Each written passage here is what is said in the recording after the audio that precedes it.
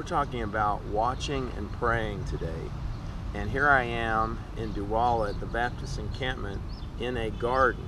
And when Jesus invited his disciples into the Garden of Gethsemane in Matthew 26:41, he said, "Watch and pray that ye enter not into temptation. The spirit indeed is willing, but the flesh is weak." And Jesus is inviting. He took the basic disciples aside and said, "Wait right here, sit right here, and I'm going to go farther and pray. My soul is exceedingly sorrowful." But he took three, Peter, James, and John being the two sons of Zebedee, and he took them three into the garden. He said, watch, tarry with me and watch while I pray. So he's, just like he is them, he's inviting disciples into this special secret place, this garden. And the main prayer in this garden is, "Not my will, but thine be done."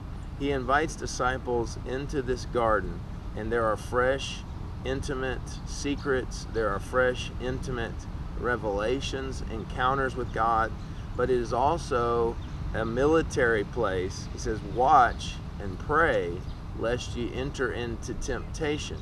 It's also found in the book of Nehemiah, chapter 4, I believe it's verse 9, where they're battling against Sanballat and Tobiah.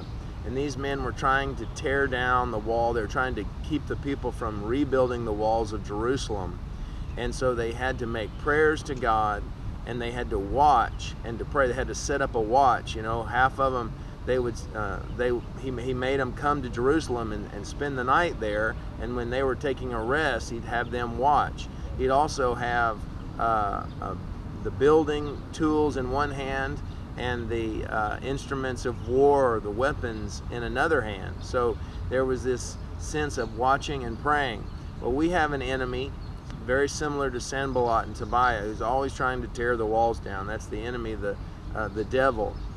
We don't fight against flesh and blood, but against principalities and powers in unseen realm. And so we have this devil, and we have to watch and pray. And God is inviting you into this secret realm. And I just ask God right now, and we pray together, that we could go into this deeper, more intimate realm where we watch and pray. Jesus said, "Occupy till I come." And the way that we occupy our ground is by going into that secret place with him in prayer. Watch and pray with me.